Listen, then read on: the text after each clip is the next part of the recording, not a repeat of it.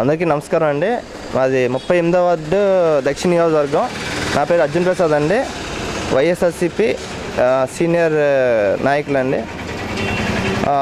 ఈ 38వ వార్డులోని వైసీపీ ఈ ఎలక్షన్లో చాలా బలపడిందండి. గణేష్ కుమార్ గారి ఆధ్వర్యంలో గత 2 ఎలక్షన్లో ఎమ్మెల్యేగా చేసినా కూడా టీడీపీలో ఈ వైసీపీకి వచ్చేసరికి చాలా మార్పు వచ్చిందండి అతని వల్ల. మాలాంటి కార్యకర్తలు మేము ఎంతోమంది నాయకుల చుట్టూ తిరిగాం, కానీ ఏ నాయకుడు కూడా మమ్మల్ని గణేష్ కుమార్ గారు గుర్తించినంత విధంగా ఏ నాయకుడు కూడా గుర్తించలేదండి. ఈ దక్షిణ నియోజకవర్గంలో ఏంటంటే ఈసారి 3వసారి కంపల్సరీగా అతను వైఎస్ఆర్సీపీలో హ్యాట్రిక్ ఎమ్మెల్యేగా అవుతారని మేము కోరుకుంటున్నాం.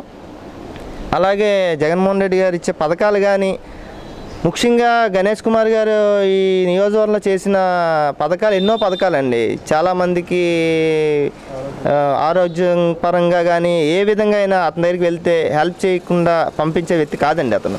ప్రజా దర్బార్ కానీ ఏ విధంగా అయినా ఏ పనిలో అయినా సరే అతనితో నాకు చాలా తక్కువ పరిచయం అండి. తక్కువ పరిచయంలో అతని గురించి నేను ఎంతో తెలుసుకున్నానండి. ఈసారి చాలా పార్టీలు కూటమితో వచ్చి పోటీ చేస్తున్నాయండి ఇక్కడ. అయినా సరే కూడా అక్కడ జగన్మోహన్ రెడ్డి ఇచ్చే పథకాలు కానీ, ఇక్కడ అలాగే గణేష్ కుమార్ చేసిన అభివృద్ధి కానీ చాలా ఓట్ బ్యాంక్ పెరుగుద్దని మేము అనుకుంటున్నాం.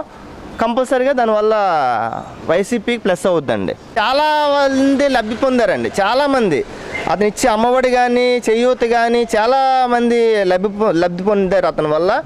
అలాగే మాలాంటి అభిమానులే కాకుండా వ్యక్తిగతంగా ముసలోళ్ళు కానీ లేదా కాలేజ్ స్టూడెంట్స్ కానీ చాలా వైసీపీకి చాలా ఓట్ బ్యాంక్ పడుతుందని మేము అనుకున్నామండి. అలాగే దక్షిణ నియోజకవర్గంలో కూడా ఈసారి గణేష్ కుమార్ గారి మీద ప్రత్యేకంగా చాలామంది కూడా గణేష్ కుమార్ గారి మీద బాగా ఇదయ్యిందండి. ఎమ్మెల్యే గారి వల్ల బాగా అభివృద్ధి చెందింది. సరేండి, ఎప్పుడైతే ముగ్గురు మూడు పార్టీలు కలిసి వచ్చి ఆ రోజే ఓటమి అంగీకరించారండి వాళ్ళు.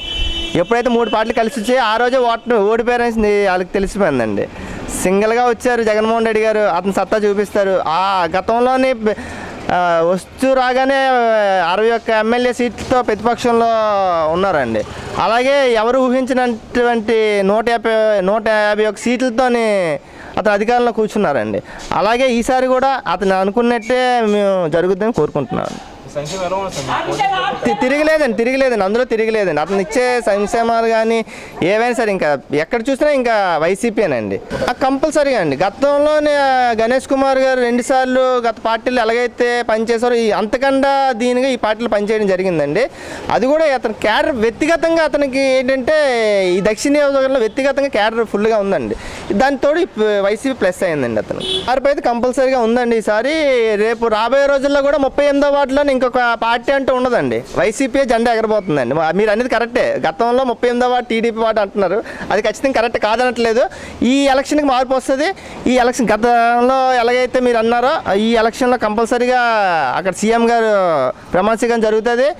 ఇక గణేష్ కుమార్ గారు ఎమ్మెల్యేగా ప్రమాణ స్వీకారం జరిగిన వెంటనే 38వ వార్డుని ఒక రేంజ్కి తీసుకెళ్లే విధంగా మేము పనిచేస్తామండి. ఇప్పుడు మీరు యూత్ కదండి, ఇప్పుడు యూత్ అన్నది ఎవరి పక్కన ఉన్నారు సార్? జగన్ చేసిన సంక్షేమం పట్ల అసలు ఎట్లా ఉన్నదంటారు?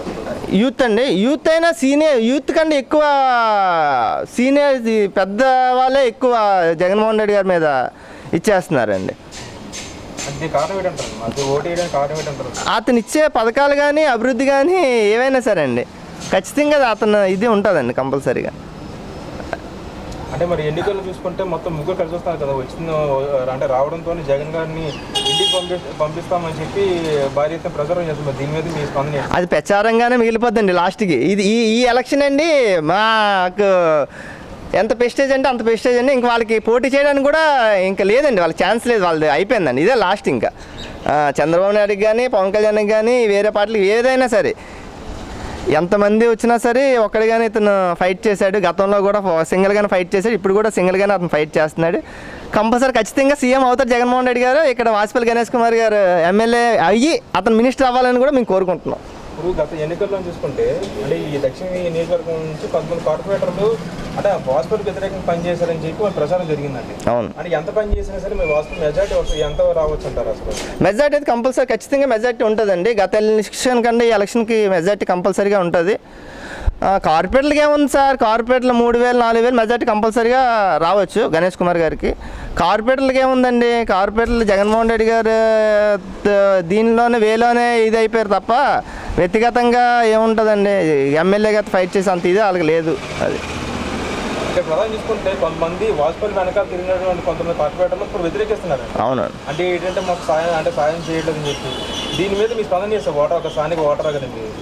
అంటే వాజ్పేయి గారు సహాయం చేయలేదు, ఇది చేయలేదు అనేది అది రాంగ్ అండి. అది ఎందుకంటే అతను చెప్తున్నారు కదా మీకు, తక్కువ టైంలో అతను అంటే ఏంటనేది నేను చూశానండి. చాలా తక్కువ టైం అతనితో నాకు పరిచయం, కానీ అతను అంటే ఏంటనేది నేను చాలా దీనిగా చూసాను. చాలామంది నాయకులు చూశానండి నేను, కానీ గణేష్ కుమార్ గారు అంత దీనిగా పర్ఫెక్ట్గా చేసే వ్యక్తి నేను మొట్టమొదటిగా వైసీపీలో చూస్తున్నానండి. ఇప్పుడు వచ్చే ఎన్నికల్లోనే, అంటే ఇప్పుడు ఎన్నికలు జరిగిన ఎన్నికల్లోనే వైసీపీ నుంచి వాస్పల్లి గణేష్ కుమార్ జరగడం వల్ల మీ పాత్ర వేస్తుంది. అంటే మీరు ఏ విధంగా కృషి చేశారు ప్రచారం దగ్గర కానీ, అంటే మీరు ఎలా కృషి చేశారు?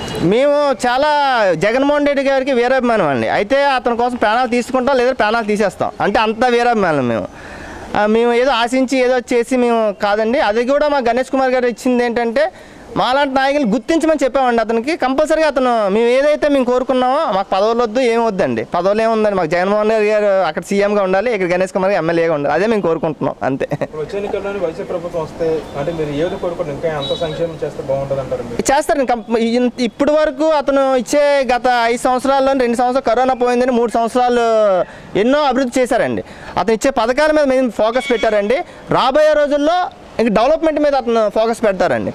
రేపు 2026 నుంచి కానీ అతను రేపు రూలింగ్ పాస్ చేయగానే 2026 నుంచి చాలా కంపెనీలు మనకి వైజాగ్లో రావడం జరుగుతుందండి కంపల్సరీగా.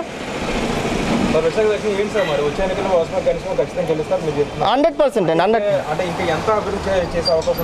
చేస్తారండి, ఖచ్చితంగా చేస్తారండి. ఇక్కడే అమరావతి కాబట్టి ఇంకా రాబోయే రోజు అంతా ఇది దక్షిణ నియోజకవర్గం కాదండి, కంపల్సరీ మొత్తం కూడా ఫుల్ డెవలప్ అవుద్దండి, అందులో తిరగలేదండి.